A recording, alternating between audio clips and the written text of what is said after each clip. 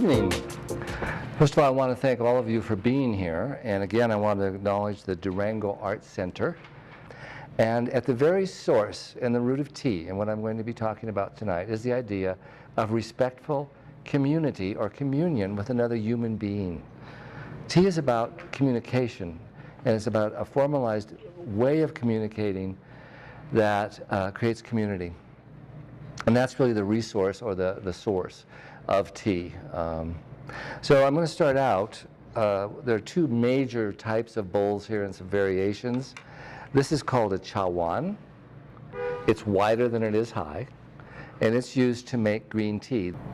So I want to ask you to take a moment and think about what the most important thing about this tea bowl is. Okay, this is number 15 from the Chado Tea Seq2, and these are the more esoteric translations of it. This is a Chinese document. You see, that which has form is equal to that which is without form.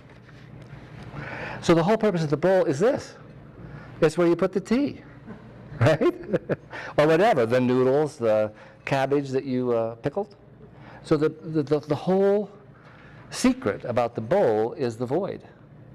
And it's part of what I think appeals to us, because we then fill it up and we ingest. Usually with a bowl you ingest. The other thing is, what else does a bowl look like? You know, if I had two of them, isn't it like the original breast from which we were nurtured? It's the same shape, it contains fluid, it's warm, it's nurturing, it's satisfying, it's comforting. It's the space that isn't, that the artist creates, that is what's important. I don't know what's important to the potter when they're making it, but it's certainly important to us who are going to use the vessels. Okay? So there's two kinds of bowls. This is chawan, and this is used with a green tea. I don't know if you can see it. Can you see it? Have I got it tipped enough? It's a powdered green tea, and I will talk about that in a moment. So in this, you drink the whole leaf. It is suspended in water. It's not like instant coffee that dissolves. It's actually suspended in water. So like a lake, if you step in a lake and you stir up the bottom and come back later, it's settled. The same thing happens with tea. You come back in 15, 20 minutes, it's settled at the bottom of the bowl. Okay?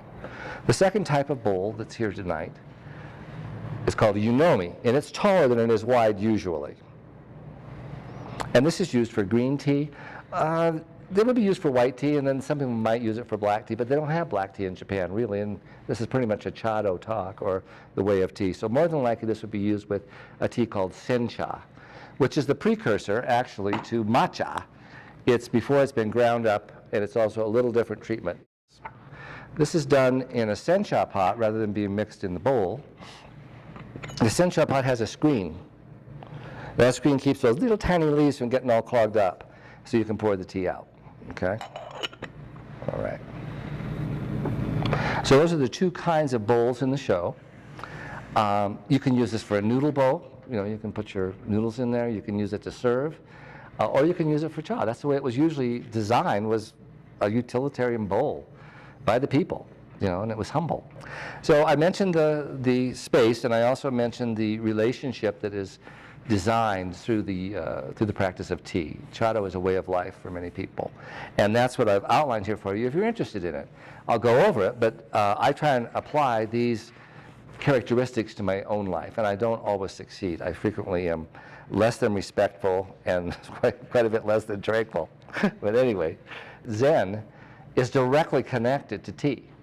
They've developed side by side. So the first tea seeds came from China in the 12th century. Some of the teas that we have, that Mary have and that I have in the White Dragon, are actually grown from plants that came from those seeds originally. So those seeds were their ancestors. You know, that's just amazing that long ago those plants came via Buddhism, via the Zen monks. They were the first ones to use tea, and they did it so they would stay awake during their meditations, and also stay alert. So they used tea, and they used it as a medicine. The Japanese do not call this the tea ceremony. They call it the way of tea. And I've sort of struggled with why they get upset when we say the tea ceremony. Because for them it's not a ceremony. It's a way of life, and it's a way of creating relationship. And if we say it's a tea ceremony, it doesn't quite capture that, I think. So we're going to call it tonight Chado, which is the Japanese word for the way of tea. And Seq2 said, let's get these principles that we operate out of kind of down so that we can then develop those characteristics in our life. The first one's harmony. So, you know, if you stop and think what harmony is, and think of your bedroom at your dormitory in college, and then think of your bedroom now. Is there a difference in the level of harmony? You know, that would be one sense of it. So on the gross level, it's having things in order, having things in balance. Think of harmony in music. You know, there's different notes that agree with one another. So there's always the consciousness of bringing things into balance that we're dealing with, and orderliness, harmony. In order to respect, you have to respect an object. Whether it's a tea bowl, which they really respect, or another human being, you have to get outside of yourself to see them, to listen to them, to hear their story, to figure out who they are, to sort of be in relationship with them. So that's respect, pulls you out of that. And then, of course, there's respect for yourself.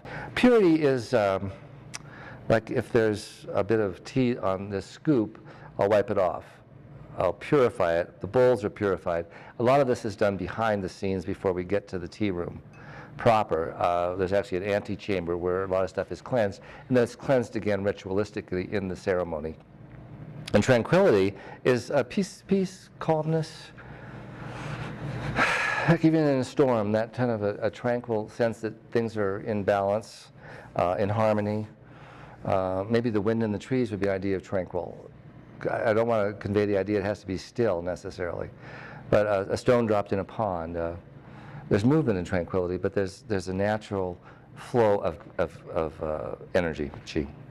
So those are the four basic principles out of which they operate. And if you stop and think about applying that to your life, it's kind of interesting that, you know, that it might make a difference, or it might be something to hang your hat on. Now the rules, and of course, Zen Rikyu was like a cowboy. He broke all the rules or set new rules. He wasn't particularly fussy. I mean, at the point he came to power as a leader of tea, everybody was into fancy pants, Chinese bowls, and interiors. Like one shogun had a gold tea room, right? And then all the bowls were from China, and it was very fancy. And he said, no, it should be more like a hut. We should have a hut, a humble space, and everybody's equal. So in China, or in Japan at that time, there were all this infighting for who got to be the big shot. So he said, no, the shogun takes off his sword, the servant comes in, they're all equal in the tea room. And so the door is real low and small. They have to kind of get down their knees and crawl in. So the first thing that they want us to do is to make a delicious bowl of tea. So this is clay, this is earth mixed with water, right? So a potters in this room, the potters who are represented in this room, started with this, not this particular piece, but you know what I mean, like a natural clay or a clay they dug on their property. They formed it into a bowl. So it was done by hand. The hands are engaged. Someone took this and made these incredible bowls out of it. Earth, air, fire, and water. The kill is fire. This is earth. Of course, the fire has to breathe air. Water, you know, so it's elemental. So we've got this matcha. So let me talk a little bit about the matcha. This is a gikuro, and it's made from a tea called tencha. So they cover up the tea plants for 21 days before they harvest the leaves. This causes the leaves to develop slowly. If they develop fast, they get hard, tough, and some of the tannins come up that you don't want. You want the catechins, and you want the thiamine. So this is a highly specialized tea. It's grown from the same seeds, ancestors of the same seeds that were brought from China in the 12th century to Uji, which is outside of Kyoto. So they make a tencha tea, which is the leaf in the stem of this, and then they grind it up and they make matcha. And matcha is what we use for the ceremony. Technically, I probably would prepare this in the back room. I would strain it. This would look like a little mountain. This has been in here a while. This would look like a little mountain in here before I presented it in the tea ceremony. It's much more formalized. So you do 1, 2 scoops that would go into the tea bowl. So then I've got some source of water, and it shouldn't be boiling. If any of you saw the movie over there, he adds a little bit of cold water just before he scoops it out and makes the tea into the boiling water, because you're going to drink it, and this tea is also very, very fragile. It is incredibly vulnerable to anything, including hot water. So once you put the water in, you've put the earth and water together in the clay bowl, then you whisk it. This is chansen. It's made from 1 piece of bamboo. This looks like it's probably, there's different grades. This is like about an 80. There's 80, 100, and 120. So that means there's 80 of these little pokers. But if you want to come and look at it later and hold it, you may. It's tied so that it's separated. Okay? Now, there's a lot of other stuff that goes with this. I mean, some of these ceremony teachers have 840 rules, I was reading the other day. But the bowl is turned a certain way. There's a determination of what the front of the bowl is. It's turned towards you while I'm making it, and then I turn it so that I look at the front of the bowl while you drink. You pick it up, and that's usually 3.5 sips is what they recommend, depending on the ceremony, but it's usually what they recommend, I think, to make enough for somebody to do that. So that's how you would make a delicious bowl of tea. One is never finished being humbled by the process of attempting to make a good bowl of tea. But your idea is to make a delicious bowl of tea and to serve it to someone to create relationship. Our friend Chisuko brought this vase, and Steve picked this branch last night. So if you look at that and just sort of settle with it, does it bring up fall for you? Mm-hmm. Yeah. So it's, I mean, clearly that's not spring. You know, the berries don't bloom in the spring, you know. They have to be matured. And then, so this instruction, how many of you have seen ikebana, that kind of fancy Japanese? That's not tea ceremony flowers. So this morning, my wife was good enough to stop momentarily so I could pick this rabbit brush. And I'm just going to put it in there, and this would be the way that it would grow in the field. And you know, you can fuss with it, but they even have instructions on don't fuss with it too much. You know. So that would be my arrangement for the tea ceremony, and it would go in a part of the tea room that you could look at it and enjoy it while you were drinking your tea. But the idea is naturalness. You know, there isn't a whole lot of fussing with it. I just put it in there. And it's a great vase. So. Okay, and summer suggests coolness and winter warmth. You can do that by the scroll, the picture in the... we certainly are suggesting warmth here because the sun has come down and is blasting in those windows. But it's again, this summer in the tea room I had this Japanese print of these women picking a lotus on a river, and it suggested coolness. And I had a print of a guy with an umbrella, and it was called the rainstorm.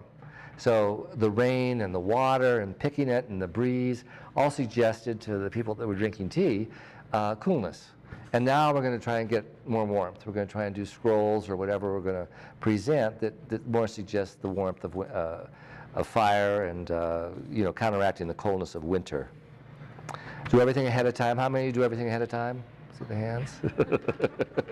I think we all know what that means. It means my list in the morning, you know, and trying to make sure I've got lunch and you know, we've got everything we need in the car and the hat in case it gets cold. And so that could be a lifetime practice right there, is to do everything ahead of time, you know, plan. And some people resist that. They don't like it, and that's fine too. So, and prepare for rain would mean what might happen. It doesn't mean prepare for rain. It means, you know, somebody comes in and trips on the walkway on the way into the tea garden. Well, what do you do to be gracious? Someone is ill, your top guest is ill and can't come. It rains. I mean, it could literally rain, and here are all these people in these wonderful dress-up clothes coming to a tea ceremony, and they get wet, you know, so you have to have umbrellas, right? You have to have somebody to meet them at the curb, and the garden has to be prepared. And so it's just like, you know, do everything ahead of time and prepare for rain, which means the unexpected. You know, what might happen. Give those with whom you find yourself every consideration. I fail at this one, but the idea is to try and be respectful, back to our basic principle, and to treat everyone with a great deal of compassion and understanding, not argument or resistance. It creates relationship. And also, because Rikyu said, you know, the daimyo is going to be just as important as the cook, this principle forwards that idea of community where everybody's accepted and treated with respectful relationship.